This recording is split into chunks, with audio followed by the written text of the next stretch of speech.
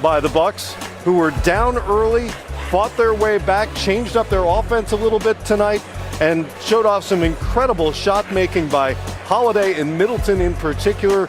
Devin Booker did his share as well for the Suns, but the Bucks get the win tonight, and that leads us to our post-game coverage here on NBA TV. Game Time live at the finals, presented by YouTube TV. Great to have you with us.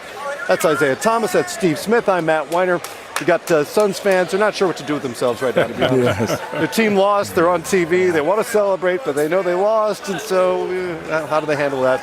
This was just a great game, by the way. It is. Both teams, Isaiah, Matt, it was fantastic to watch. This was unbelievable to get a chance to see how these teams competed. We call Gary Payton the glove. I call Kyle Korver the mitten. Drew Holiday is claws. Claws when got it. Yeah. He was amazing on both ends of the floor. You know, we said before the game how we thought that he would be better offensive tonight, better for, 3 steals? I mean, just a overall great basketball game that he played tonight. Coming off a 4 for 20 game, remember, in Game 4. At one point tonight, he'd hit 10 of his first 13 shots. He hit his first shot of the game, and you could sort of see it building as the confidence grew for Drew Holiday, and the shots started falling. And I think reason why, Matt, is we all know they got a chance, Chris Middleton and Drew Holiday, to be able to handle the basketball and not Giannis bringing it up. Yep. Giannis still had 32 points, but he doesn't have to be an initiator. Drew Holiday, Chris Middleton getting a chance to run pick and roll. They are the guards. Yes. And I think it put them back in their natural position. Also, we know Giannis is one of those freak of nature players. He can handle and make plays, but it helps those guys out, Isaiah, in my opinion. They get to handle the basketball. They're not ball watching. Without a doubt. Not only do they get to handle the basketball, but it puts them in an offensive rhythm. And as you pointed out earlier, you know, with Middleton playing in the mid-range and Holiday being able to post up, those guys can come off, they can get into their comfort zone, and they can make shots. It was pretty apparent from the start that this was going to be the plan for Milwaukee, with Holiday and Middleton handling the ball more early in offense. And Giannis' shots really a result of whatever happened in the offensive flow. Yeah, and I thought, you know, a couple of games ago we talked about how they need to get Giannis into the mid-post. And as opposed to having him penetrate the basketball from the perimeter, you can also penetrate the basketball on the pass inside the post. And this is what they've been doing for Giannis in terms of getting him into the mid-range, letting him play closer to the basket, letting him dominate. And then when he gets closer to the basket, Ayton is backing up, giving him space.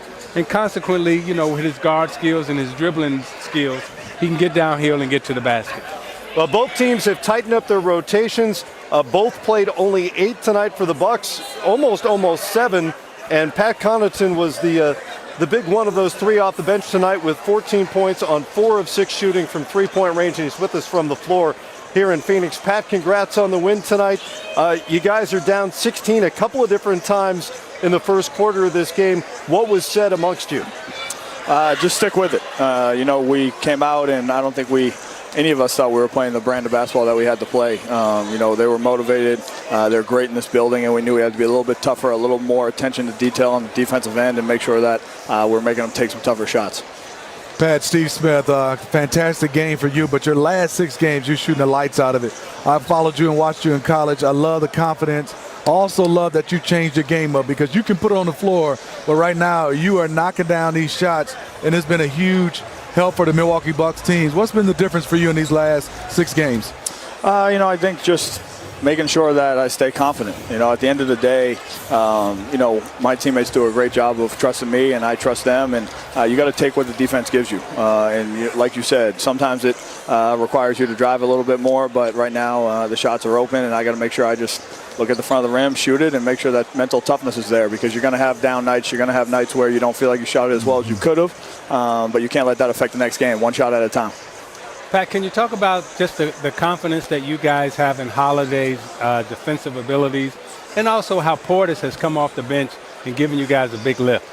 Yeah, I mean, Drew, I think he's one of the most underrated players in the league, but defensively he shows it on a nightly basis. His aggressiveness on both ends of the floor, he's shown on a nightly basis, and regardless of you know what the statistic shows, he's a winner. And at the end of the day, we got a lot of winners. You mentioned BP. He brings that energy, that tenacity on a nightly basis as well, and those are the types of things that I think win championships. Those are the types of things that put you in a position to compete for championships. And so to have those two guys on my team has been a blessing, and it's been a lot of fun to play aside next to them. Pat, you're one away from a title and now 15 of 30 from three-point range in these NBA Finals. Congrats on the night and the win. Good luck back in Milwaukee. Awesome. Appreciate it, guys. All right, Pat Connaughton with us here now on NBA TV. 15 of 30. Coming off the bench. I mean, it's a new era, I know. Threes are wide open. And they got a ton of wide open corner threes tonight, which Phoenix will have to investigate for Game 6. He said it best. He's ready. He's mentally tough. And you have to be able to come off the bench, not warm. And the only shot you're getting is flat-out spot-up shots. Yeah. He was a kid in college. Isaiah put it on the floor and got into a rhythm. That's a different mindset, and he's knocking him down, and he's not hesitating at all. Nope. Yeah, and to his credit, as you said, Smitty, you know, the way he played in college and now the way he's playing in the NBA, you know, sometimes you have to adjust your game to do what's best for the team so you can win. And you may not be able to bring all of your skill sets to the table, but what he's bringing to the table is the most important thing they need right now, and that's his three-point shooting. All right, star of the night, Drew Holiday, and he is with us as well from the floor. And there he is, 12 of 20 from the field, 27 points, 4 boards, 13 assists. Those are all numbers, though. Drew, you had one of the plays that will be replayed for decades. One of the plays of NBA Finals history with the steal on Devin Booker and then setting up Giannis. If you can walk us through what you saw and what happened in those few seconds. Man, Book's a great player and scorer, especially down the stretch. I think we kind of knew that he wanted the ball and he wanted to take that last shot. So I helped off on Kris. And again, granted to our defense, we played great defense, tucked there with the stop, and then turned right into me and got the steal. And from there, going down in transition, man, Giannis was screaming for it, and I threw it as high as I could. And he went up there and got it. Drew, Steve Smith, just the presence of mind to make that pass. But I want to go back. Before you got on air, we all called Gary Payton the glove. I gave you the nickname Claws because Claws is go get it. I mean, your defensive pressure, not only just on that play, throughout this series and throughout your career, I mean, for me is to have a guy that be able to play offense the way you can and defense.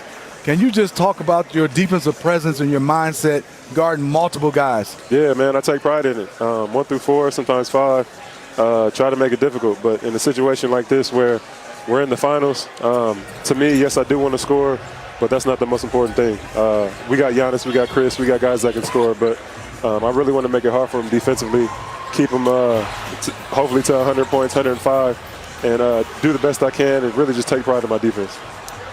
Drew, I know how hard it is to play against one of the best point guards to ever play the game in terms of Chris Paul.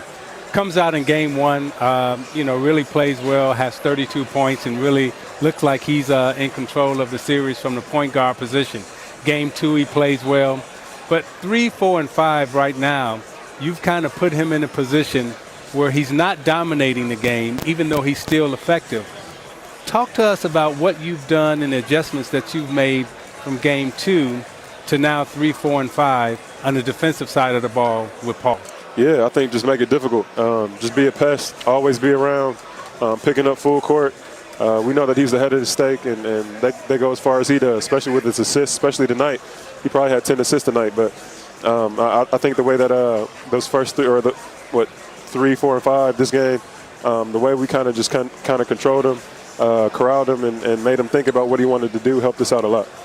Drew, there's been a lot of discussion, obviously, about your shooting struggles in this series, including the 4 of 20 in Game 4. Tonight, you hit your first jump shot on the very first possession of the night, and it seemed like you were just off to the races at that point. Can you put into words how you were 8 shots better on the same 20 attempts tonight? No, it was just confidence, really. Just go out there and shoot. Sometimes you go through a slump, sometimes you try to figure it out. Even the 4 for 20, I feel like I played great defense and we won the game. And when it comes down to that, winning is the most important thing. I know my teammates have my back, continuing to tell me to shoot. That's what I did tonight. Drew, a question for me is, you, Kris, and Giannis, obviously you're the leaders of this team, especially on the offensive end. But can you speak on how Pat Connaughton and Bobby Portis, what those guys are doing and bringing off the bench, what they're bringing to the table off the bench? Yeah, man, huge. Pat he's been hitting some big shots, making some big plays, big rebounds. That's just something that Pat has always done. And the energy that Bobby brings, man, nobody else can do that. when he's flexing on people, when he's getting those offensive rebounds, and he's yelling at the camera and all that.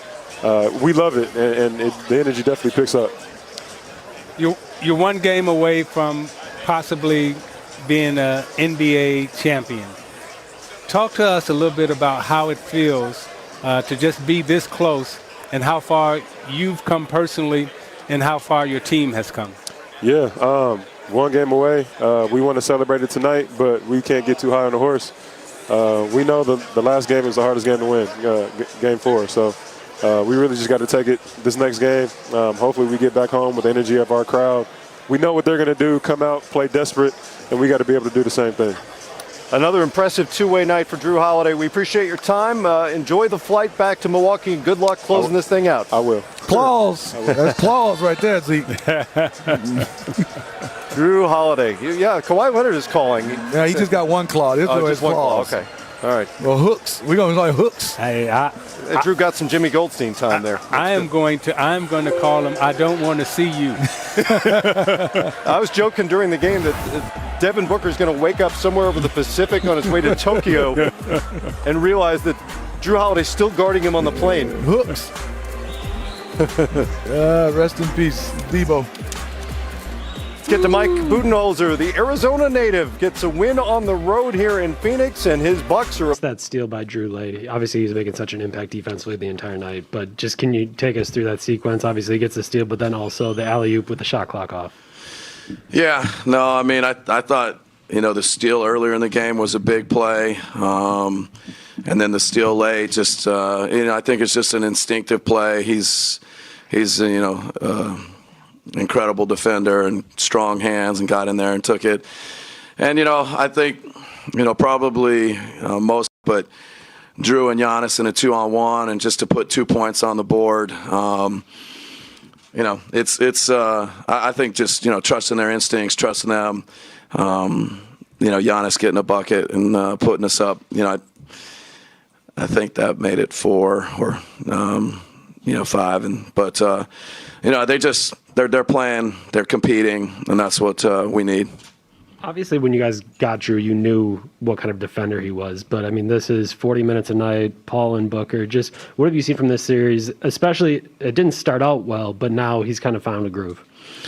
Yeah, no, I mean, I think, his ability to impact the ball, just make everybody uncomfortable. You never know when he might, get a steal, get a deflection. I think it all just adds up. And, he had a huge stretch there. And I think his stretch was maybe the third quarter. But all three of the guys, Giannis, Kris, Jrue, all making plays defensively, stepping up offensively. But, yeah, Drew's impact defensively, it's a big part of the reason why he's such a good fit with us. Rohan, you're on the right. Bucks can close it out Tuesday night in Milwaukee. Here's Devin Booker after his second straight 40-point finals game. We came out and did what, we intended to do, get off to a great start. And, we let it go. They stayed resilient and they kept playing through. So, tough loss for us. Well, Devin, you've talked about what you've learned in the playoffs is that it's a series, that it's not just one game. So just speak to that mindset of going back to Milwaukee, knowing you get that one, you'll be back here for a Game 7. I mean, one at a time. Our focus is the Milwaukee right now. That's how you have to do these series, one game at a time. And, that's it. Dave, here in the front. Look, I wanted to ask you about the play. You guys are down 1. You're coming down the court. You pick up your dribble around the foul line, and then Jrue comes in. Just what were you seeing on the court in that moment? And when you kind of had a little bit of a transition opportunity, what were you seeing as you surveyed the court? I was just trying to score the ball. He was behind me. I turned, and he was right there. Over on the right side. Go ahead. Hey, Devin. Obviously you had a great night, but it seemed like a lot of times that there was a lot of isolation. There wasn't a ton of ball movement. I know you talk about 0.5, and there weren't many of those possessions. Did you think things got, and maybe this for Kris too, that things were just too isolated and stagnant on offense for too long during the night? Yeah, the whole third quarter, was pretty much that. We were trading basket for, I think, 5 minutes straight. But, we're at our best when we get stops and get out in transition. So, I always say we hang our hat on the defense end, and that's where we have to be better. And Kris, what did you think about just kind of the ball movement? And did you feel it got a little stagnant at times? Yeah, it definitely did, especially in that second quarter when I was out there. We talk about it all season long. We've been a ball movement team, and sometimes the switching can cause you to do that. We exploit it at times, but sometimes we don't. We'll go back and look at the film and see what we could have did better. Gina? For both you guys, I mean, you haven't lost 3 games in a row in 6 months since January and haven't really faced a must-win as far as an elimination game situation all playoffs. So just, I know how much you guys pride yourself on resilience and fighting back. So just what do you hope to see from you guys and your teammates the next 2 days to get ready for Game 6? Just embrace it. Yeah. We knew this wasn't going to be easy. We didn't expect it to be. And I mean, it's hard. Coach said it all year long. Everything we want's on the other side of hard, and it don't get no harder than this. So we got to regroup, learn from this game, but it's over. We got to get ready for Game 6. Anthony? Kris, from your perspective, what happened in that second quarter, and do you feel like that's where you guys lost the game? It's a 48-minute game. I'll go back and look at it and see, but we got to play the way we started off the game. We got to put a full game together like that, especially going there. And we got to win a game in Milwaukee. So that's all that matters right now. Palmer, to you on Zoom. I'm going to go to Greg Moore with the Arizona Republic.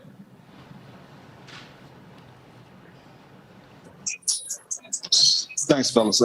This is obviously a really tough loss. Devin, how frustrated are you for Kris right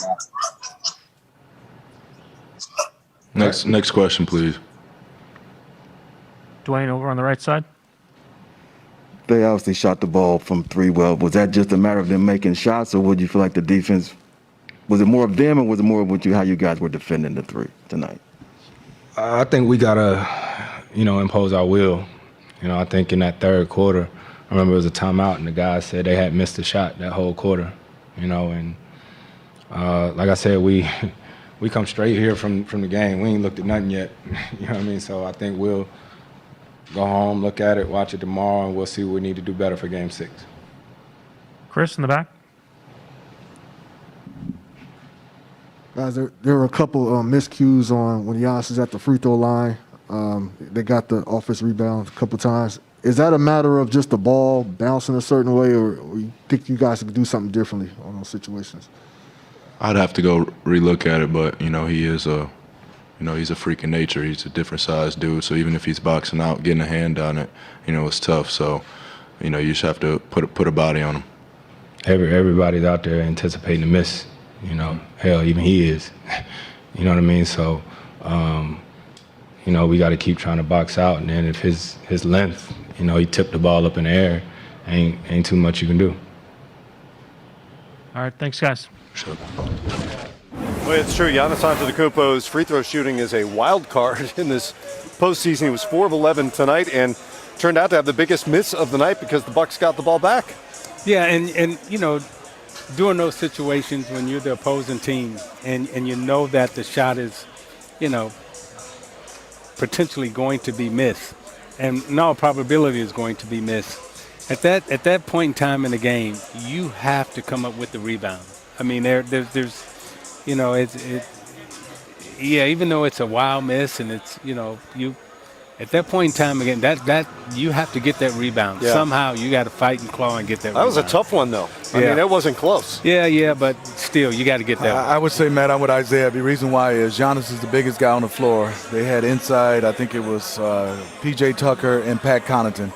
There's no way they can get the basketball. And the guy assigned to Giannis, you got to take his legs out, box. You got to almost box him almost back out to the top of the key. Yeah. He should not be able to tip it. And yes, it was. But to go to the finals, you got to get that rebound. Come up with that rebound. The 11th offensive rebound of the night for the Milwaukee Bucks. They were +3 in that category, which they've dominated the last couple of games. Let's get to Monty Williams. His Suns, for the first time this postseason, face elimination Tuesday night in Game 6. Yeah, Coach, that second quarter, how killer was the second quarter? Well, both second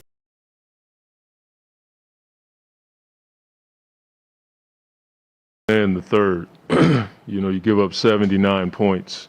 And the reasoning behind it, I got to look at the film to see it, but we just didn't have the same energy that we had in the first and fourth. You look at the numbers, in the first and fourth, they have 44 points. And so, whether it's schematics or just outright grit and toughness during those moments to just get a stop, we couldn't get any consecutive stops in the second and third. And that, ended up being the not the difference, but it just put us in a hole. And I felt like we were playing from behind for a long, long time.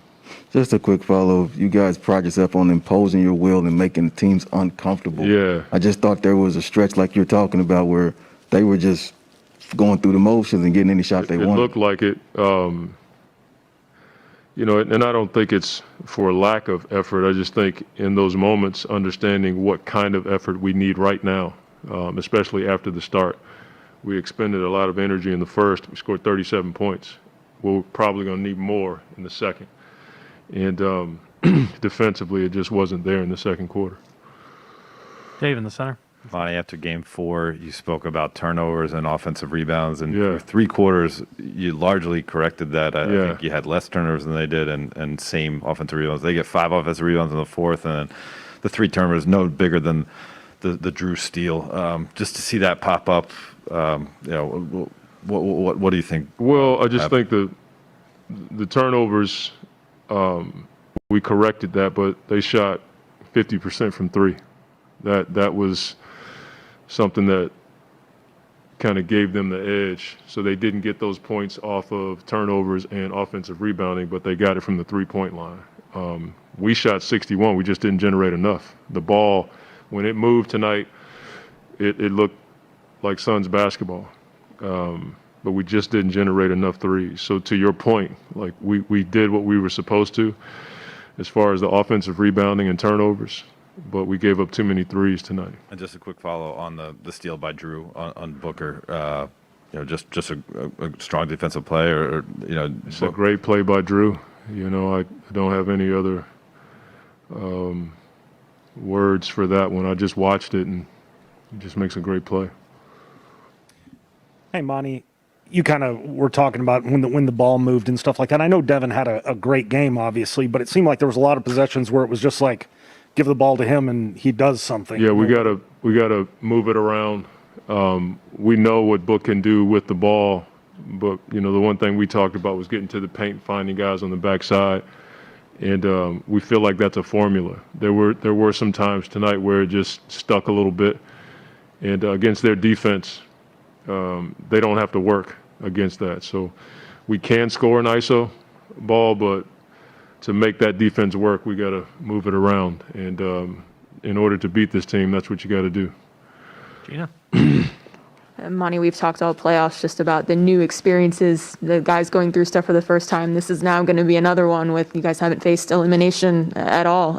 Just Kris was up here saying it doesn't get any harder than this, to use one of your terms, but just what do you want to see out of the guys the next 2 days to make sure that you're still in a good headspace, to go into Game 6? Well, headspace, mental stamina, all that stuff, like it boils down to getting it done. We got to win one game to put them back on the plane. That's it, and you have to have that determination that you're willing to do whatever it takes to put them back on the plane.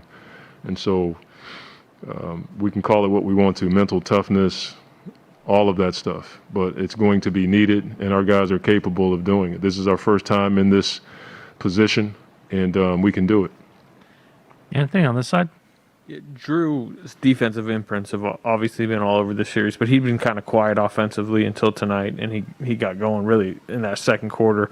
Was it just him getting going, or did you feel like you had breakdowns? Probably a bit of both.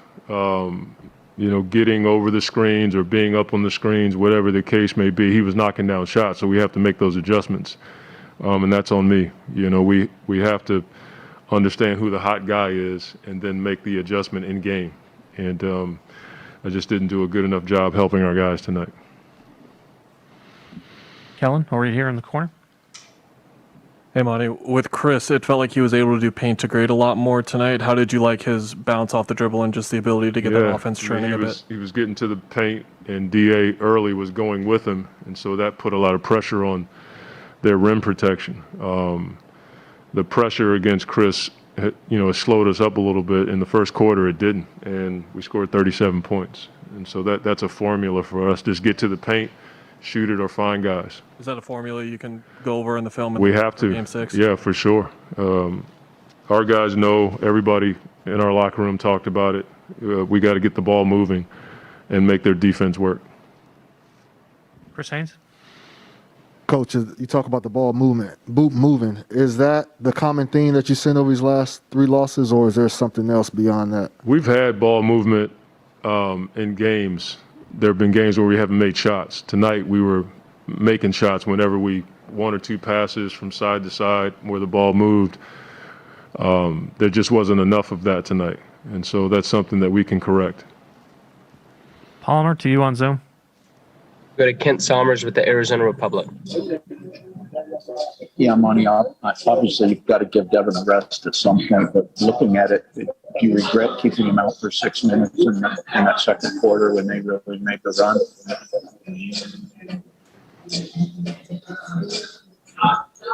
It's hard for me to hear that one. Devin out for 6 minutes in the second quarter. Like when you, I don't think our team defense wasn't up to par during that time. I'm not quite sure if that would have helped with. We had to get stops in that moment. They scored 43 points. We still only scored 24 to combat that. So, you can if all day long, but I don't think that was it. I think our team defense was just at a low level at that point. Thank you, Coach. Thank you.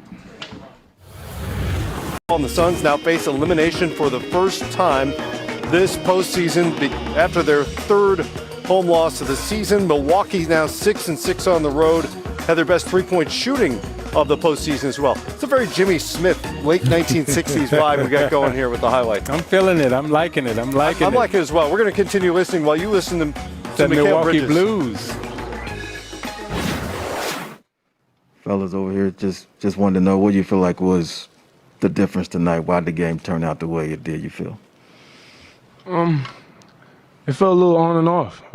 We was playing hard in some spurts, and when it got to a point where we still in this thing in the long stretch of the game, we kind of picked it back up. But games like this, you can't really take no players off. Kel, just a quick follow. You guys got it down to 1.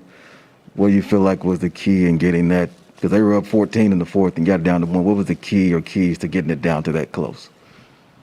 Just playing our way.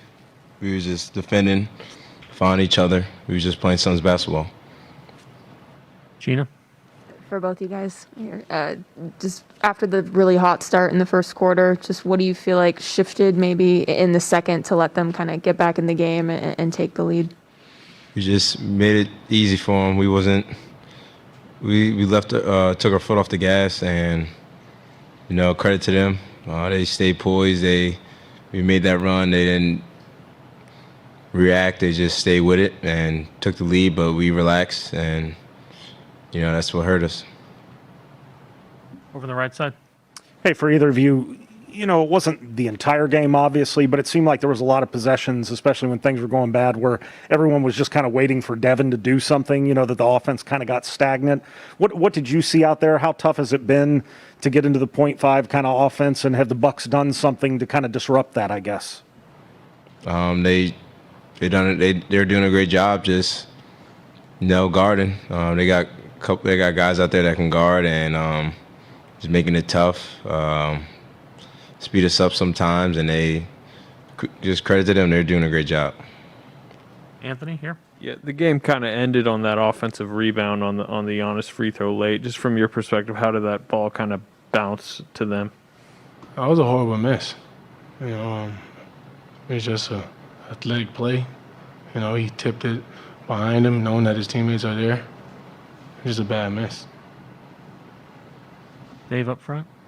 Mikhail, it's been right in front of you. It's been almost 6 months since you guys lost 3 in a row as a team. Obviously, that hasn't been what you guys have been about. what's it going to take, and I guess for both of you, Deandre too, what's it going to take not to make it 4? Everything. Just being relentless, man. We can't really, shy away from what really got us here. We just have to stay consistent, man. We just have to regroup and, just make sure we keen on togetherness when, things don't go our way. Dwayne again on the right. Just seeing how Kris and Devin came in and seeing you two guys now, a sense of already focus of, okay, we got to get this game 6. What was maybe, you don't need to discuss what exactly was said in the locker room, but what was the mood like in the locker room? Was that already fast forward into Milwaukee, or were guys still bothered by what happened tonight? We ready, man. We ready for the next game. You gonna, if you soak about it, it's the blink of eye, season's gonna be over. So we'll learn from it. Coach gonna show clips and what we have to do better, but we know what we have to do. But we ready, man. It's just do or die. We lose, it's over. So we got to go out there and play our way and go get game 6.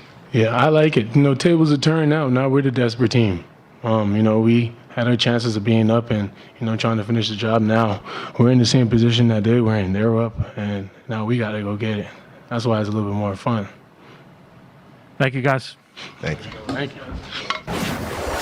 you. Their first quarter 16-point lead to start the second. You guys are on the court. Giannis is on the bench. What that 21-5 run there?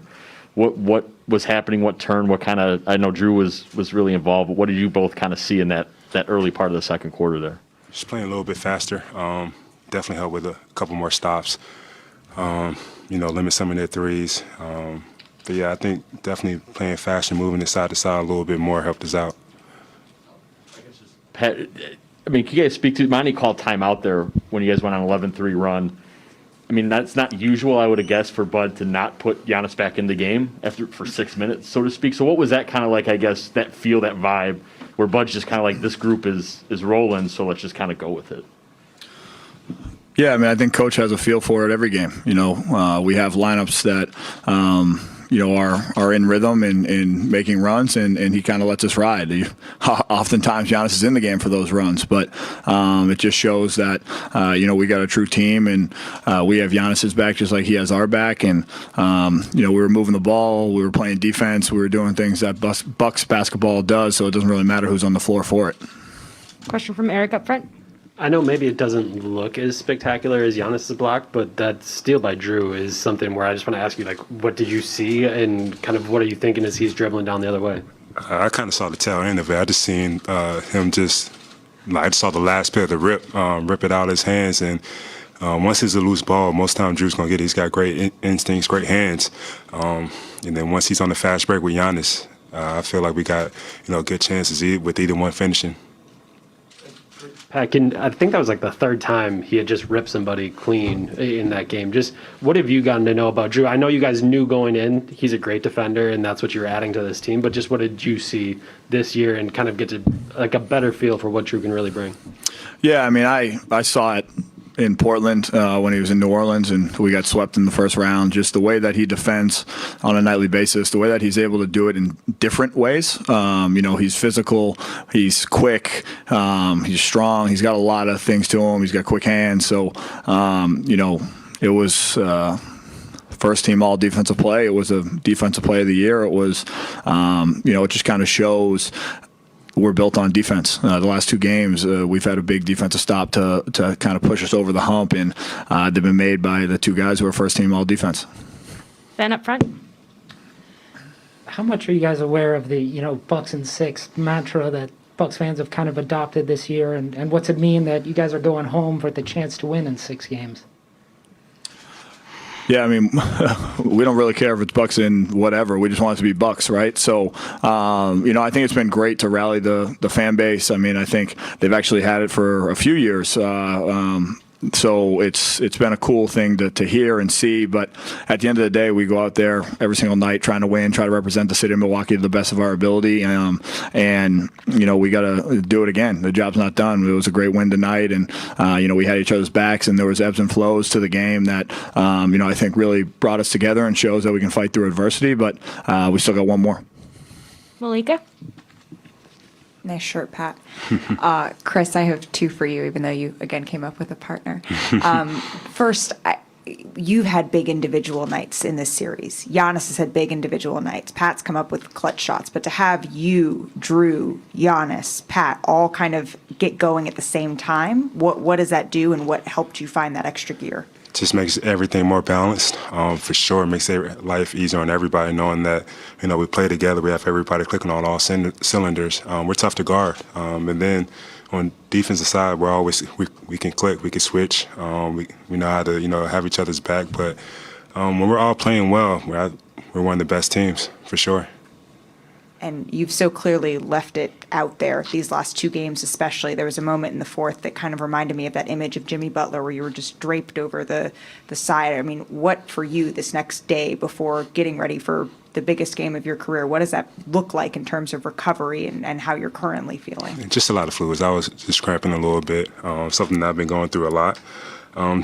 Just got to play through it, drink a lot of fluids, stay with my recovery plan, just leave it all out there like you said. Sleep well. Yeah. Tim on the left?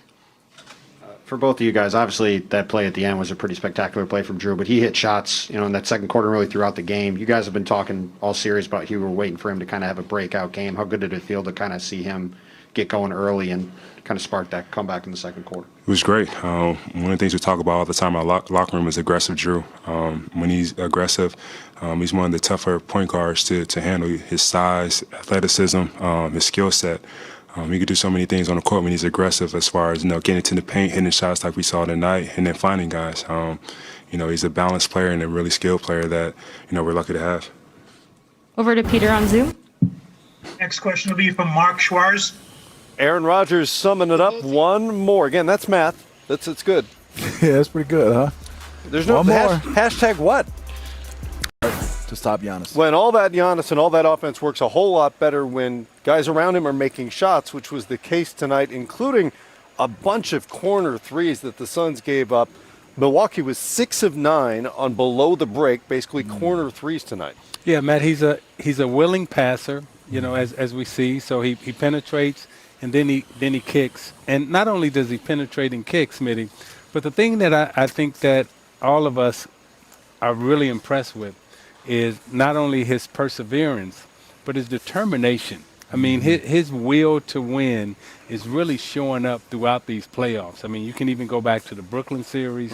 Then you look at what he's doing now in the NBA Finals. I mean, his will, his perseverance, his intensity, his determination is really showing up, and it's showing up in a big way. And I think it's easy to miss that because of his polite demeanor, because he's nice with people and he's good with the media, but he really is a competitor, and you can see it if you watch him play. He's all in. Nice. He's not too nice on the floor. Ultimate competitor. Right. And then they shy away from the foul line. They want no parts of it. But his competitiveness, he gets fouled. He's going to the line 8 to 11 times a night, and he's saying, I'm gonna try to will my way in there to get a point or two. So I admire him for what he's doing. All right, Game 6 is coming up on Tuesday night. I don't know how much this game resets the series because of the incredible shot making, really from both teams in the third quarter, but from the Bucks in particular. The two teams hit 27 of 49 from three-point range, but Milwaukee just hasn't shot the ball like this throughout the series. If you're Phoenix, you hear all the time you don't want to overreact to this sort of thing, but what kind of adjustments do they have to make to what they saw from Milwaukee? I think, Matt, you said it best. Let's start off with shooting. Game 4, they shot 50% and they lost. Tonight in Game 5, they shoot 54%, 61 from 3, and 90 from the line. Yeah. And they lose. Yeah. So shooting, I don't think is their problem. I think right now is they got to find a way to get some stops. Got to, I think, limit the easy, fast break points. Even though they didn't have a lot of turnovers, the Milwaukee Bucks is running points in the paint. They try to go zone. I think Milwaukee had a game plan for that. They had a couple plays where they got some easy buckets. I think for them is they just going to keep it close and try to find a way to rebound the basketball, do a better job inside the paint, but they're lacking a lot of size versus the Milwaukee Bucks in the paint. You know, Smitty, I agree with you. And I think, you know, Phoenix will go on the road. And I do think that they can win Game 6 in Milwaukee. I think they'll be more intent in terms of executing their game plan. I don't think they'll make as many turnovers.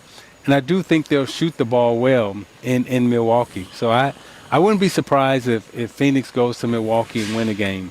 I do think both these teams are good enough to win one game in each other's building. It's been an awfully good series so far between these two teams, and the Bucks now have the upper hand. They'll head back to Milwaukee and try to close out their first title in a half century. Can't emphasize how great Jrue Holiday has been defensively throughout this series, but he was having a miserable shooting finals when the night began. Then he hit his first jump shot, and 19 later, he had knocked down 12 for 27 points. And Zeke coming off a game in which he went 4 of 20. He was 8 shots better tonight, and some of those you could just see that he had the feeling. Yeah, he had the feeling, Matt and Smitty, and not only did he have the feeling, but I think he had also regained his confidence in terms of, but he also made the pass, gave it to Giannis. Just a beautiful, well-played game by Holiday, 27 points, 13 assists, and was just, you know, spectacular all over the floor. How much carryover do you think there is to Game 6 for Jrue Holiday and for the way the Suns view him and approach him? Well, I think they've been approaching him like, you bring it up, I'll bring it up. But I think defensively, they definitely have said, we all know in the league, people talk about Drew's pressure. Yeah. Relentless, him being able to get steals and bother you. But this is the one for me. Yes. You know, where we come from, Isaiah, you can't get picked out in the open and then, stop and knock down a 3. And there's another steal right here by Jrue Holiday. He has just played magnificent for him. And then just the little things for him. But I think what the Suns are really scared about right now is his offense right now. The defense has been there. He's had some blocks in this series, 2-hand blocks when he was in foul trouble against Deandre Ayton. But I think offensively right now for Jrue and the Suns, they both have to be concerned because Jrue right now is smiling, saying, I got it going offensively. He feels good. And it's a problem. It's an even bigger problem for the Suns because now, you know, he's neutralized Paul on the defensive side of the ball. But now he's putting Paul on the defense and saying, now you have to really guard me because I'm a problem offensively. Not only am I a problem defensively for you, but now I'm getting ready to become a problem offensively for you. So it's really going to be interesting to see what does Phoenix do with Paul in the Holiday matchup. Right. What is it that Jrue Holiday has physically or does that makes him so effective as a defender? I mean, there's the constant pressure, but everybody can try that. Not everybody can do it. Well, you know, what he does, many players don't do anymore. He gets down low on defense. He slides his feet, and very rarely do you see him out of position or off balance. He's not a gambler, so he doesn't, go for steals. And what we measure supposedly good defense in this league right now is, well, if you get 2-3 steals, that means you're a good defender. Well, all of us know, and I saw a tweet from Quinn Cook saying everyone knows that Jrue Holiday, Klay Thompson, those are the best on-ball defenders. But statistically, the stats don't measure or count what they actually do to an offensive player. So, you know, his foot movement is good. You know, he doesn't gamble.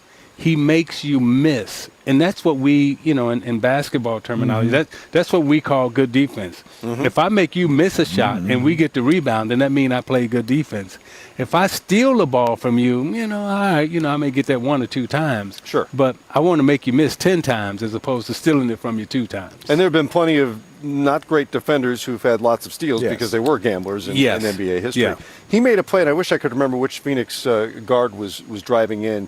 Secondary defender, and just went up straight up and used his size near the rim, and it was a miss. And that'll never show up on a stat sheet, but a great example of great defense by Jrue Holiday. And Isaiah said it best, making you miss. And I think also, for point guards, anytime you have a point guard that make you turn your back in this era where they're not hand checking, and then also when I'm bringing it up and he's guarding me and I say, Isaiah, you bring it up, those little things right there shows that Jrue Holiday is locked in. But he said it in our interview, and we watched it. even against bigger guys, he's comfortable Yes. being able to chest him. And he has strength and he has great hands. Yeah. And a signature moment in his first NBA Finals tonight. Drew Holiday was to come back if they don't want to. They can win Game 6 and leave the leave the ornament. That's pretty good. People have a lot of spare time. Yes. People have a lot of spare time. They do. And it's good. We all benefit. And they're creative. And they're very creative. How about this number? Middleton, Drew Holiday, and Giannis are the first trio to each score 25 or more on 50% shooting in an NBA Finals game since 1985, when two trios did it, Lakers and Celtics. So you had Kareem, James Worthy, and Magic Johnson, Kevin McHale, Dennis Johnson, and Larry Bird. It was a long time ago. Why am I not surprised by those names? I say Lakers, Celtics, 85. Yeah. I mean, those are, two of the greatest teams, if not the greatest teams to ever play. And, their personnel, their talent, their shot-making ability was, off the charts. Drew Holiday, part of this trio, and we talked to him earlier tonight. Let's hear what he had to say to the media downstairs. Hey, Drew. Just for you on that final play, what did you see on it that you thought you might be able to get the rip and get in there and get that steal? Honestly, it was great team defense. I feel like we knew Booker wanted to take that last shot, and Tuck played great defense on him and made him turn his back and turn right into me. So I guess I was just in the right place at the right time.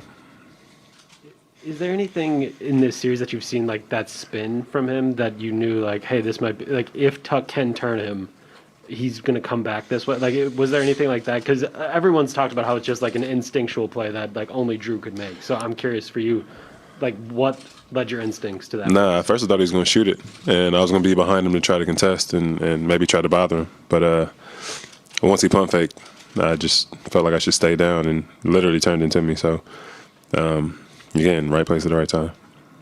Malika? Drew, Giannis told us that for him, watching that block that was so big against Deandre Ayton, that's not something that he was interested in doing because it was living in the past, not looking forward. I'm wondering what your philosophy is. Are you going to go back and are you going to watch that steal that you had, or are you already kind of looking towards what you need to do in Game 6, or is it both? I'm going to go back and watch the game. It's not going to be particularly that play. But I think going back, watching the game, learning things that we can do better. We had a pretty big lead for a while, and what we can do to kind of control the game a little bit better. Had a rough start, what we can do to not have that anymore.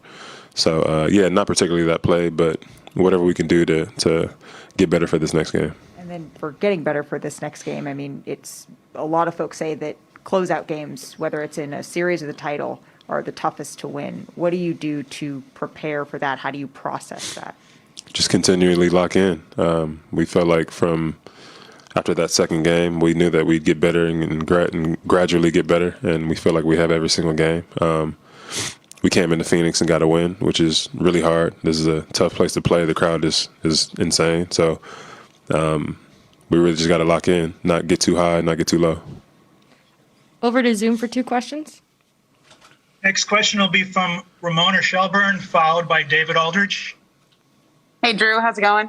Hey, I'm just wondering, we always talk about aggressiveness with you, and you get all sorts of questions about that. But who's in your ear, in between these games, in between these in these series, telling you, and how to manage that, how to manage your shot's not falling or it is falling. Who do you get advice from?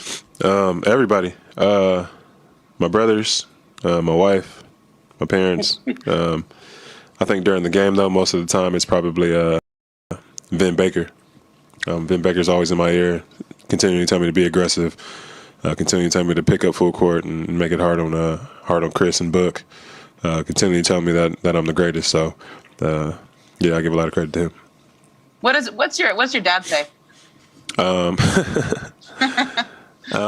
My dad thinks I'm the best player in the world, so he wants me to take more shots, which there are a lot of them that I do pass up, but take more shots. He just feels like I can do everything. Play 48 minutes. I don't need to come out. I don't need a break. But really just be aggressive the whole game. That's a good dad. Yeah, thanks.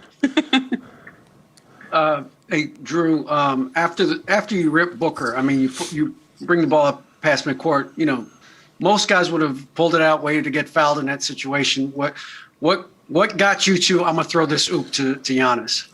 Well, that's what I was going to do. And Kris, I think, kind of played in between, but Giannis took off, and he was calling for the ball. So at that point, I just threw it as high as I could, and only where Giannis could go get it, and he went up there and got it.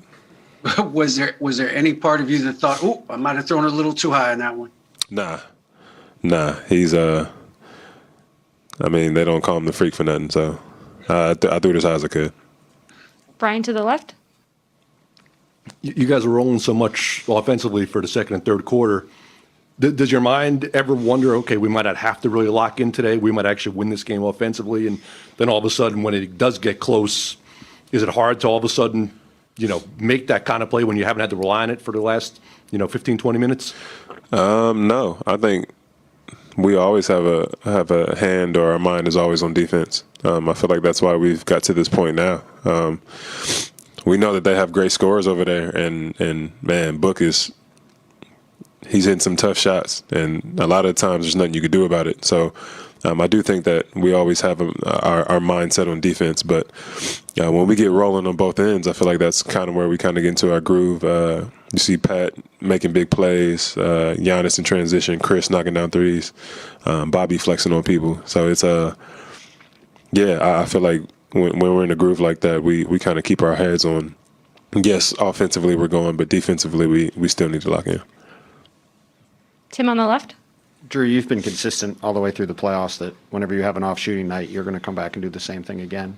Was there anything different about today in terms of how you guys as a group got going, and in particular in that second quarter when you really kind of took control offensively? No, I think it all started with stops. That first quarter, they came out hitting and they were hot. Crowd was into it. I feel like we got stops and started playing faster. It's a lot easier to play faster when the ball's not going through the hoop. So getting stops, getting down transition, just making plays, and that's how we like to play. Rohan here on the right. Drew, speaking of your offense, obviously you had some ups and downs up until this game, and you had your best offensive game. When the shots are falling like they were tonight, did you feel a sense of relief to a degree at the beginning of the game, or does that thought not really cross your mind? It doesn't really cross my mind.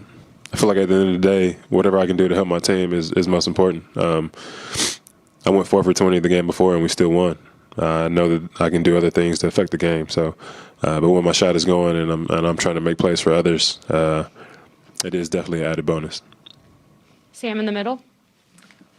Drew, about a minute left. Giannis misses those free throws. A few of you guys seemed like you went and checked on him. I just wonder, is it to the point where even if he has a tough moment like that you don't question how locked in he's going to be? I mean, because that oop, obviously, he's got to be with you to complete that play. Yeah, we definitely don't question how locked in he is. I think Monty did a good job of trying to ice him too. That first free throw he missed, and they called that timeout. And these timeouts are really, really long. But I think they just did a good job. But Giannis goes up there with confidence. Every time, you can see it in his face. So we definitely had confidence in him. I thought he was going to make both of them. Jim? Hey, Drew. Going back to the second quarter, you guys are down 16 to start. Giannis is on the bench, 11-3 run. They call timeout. I mean, it's not often that Bud kind of decides Giannis can still sit here. What did that say to you guys, I guess, as that group of five, as you're making that run to get back in the game? We had it going. We had a groove and just continue to make things happen. I feel like we were playing for each other, and when you're out there doing that, I don't know, sometimes you have to just stick with the people that are out there. Yes, Giannis adding him back into that, I feel like that's where the lead really went up, but when you have guys out there making plays and doing all that, it's sometimes you just got to stay with it. Paulo? Hey, Drew. You obviously put in a lot of work in the offseason, both on and off the court. And I'm curious, at this level, in this stage, are there things that happen during a game or things you find yourself doing that you can kind of trace back to something you added in the offseason or worked on that feels especially rewarding, especially in this stage?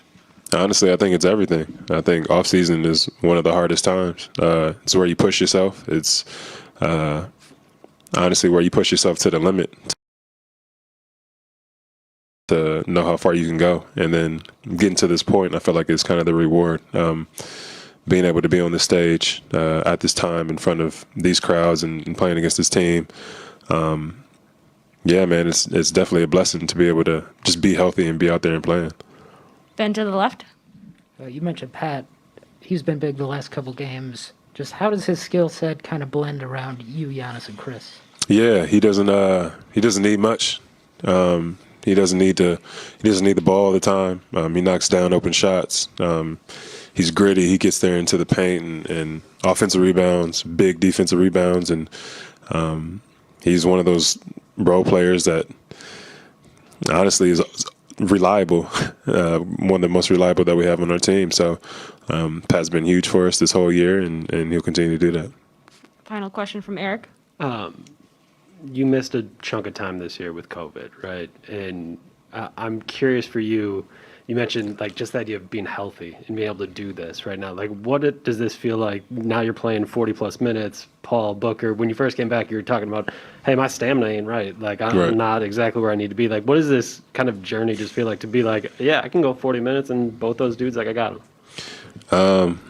I feel like now it's just you got to get your all. Like, we're literally coming down to the last game or two. At this point, there's no excuses.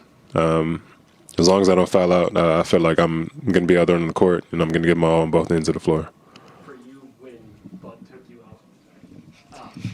when Bud took you out early, what did that kind of do to you, just like from like a mentality standpoint? Because when you came back on the floor, you were obviously very aggressive, which can be tough, like when you have that early foul trouble and you get taken out early. I just thought I needed to play smarter. I forget the first foul, but the second foul on Kris. Really smart player. He does that where he coming off the screen and he just stops and falls. That's a foul. So honestly, just play smarter. But I know I'm going to be back in there soon. So when I go back in there, not to pick up my third quick, just try to be as smart as I can. Thanks, Drew. Back on Game Time, live at the finals. Jeff Zilgett from USA Today explaining what is happening downstairs. So Giannis is dealing with some post-game cramps.